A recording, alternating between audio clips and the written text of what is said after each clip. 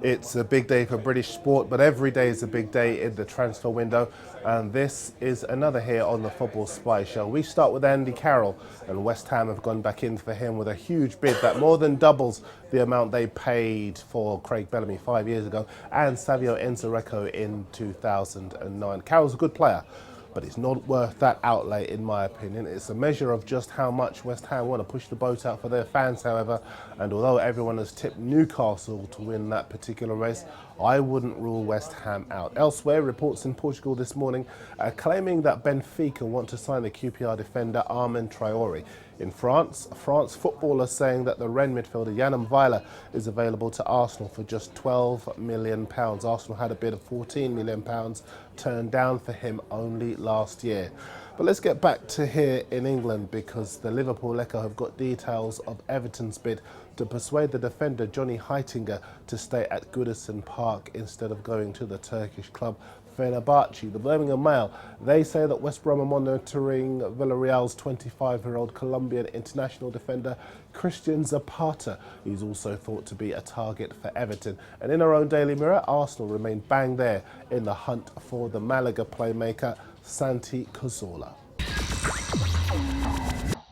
Now let's take in our regional report, and today it's a turn of James Pearce from the Liverpool Echo. He's on tour with Liverpool. They're currently in Baltimore. Morning, James.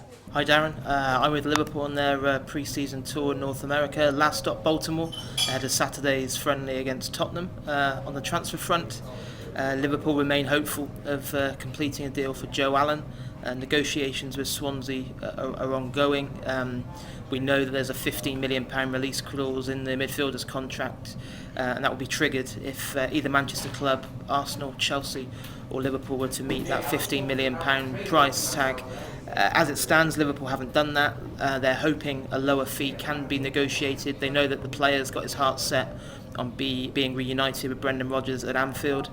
And there's some suggestions that they may well offer a player as well on a season-long loan in a bid to try and smooth through that move. I certainly expect Joe Allen to be a Liverpool player before the start of the Premier League season. Clint Dempsey is an ongoing saga, really, that's in a bit of stalemate at the moment. Liverpool aren't prepared to meet Fulham's £10 million asking price. They think that's excessive for a 29-year-old with only a year left on his contract.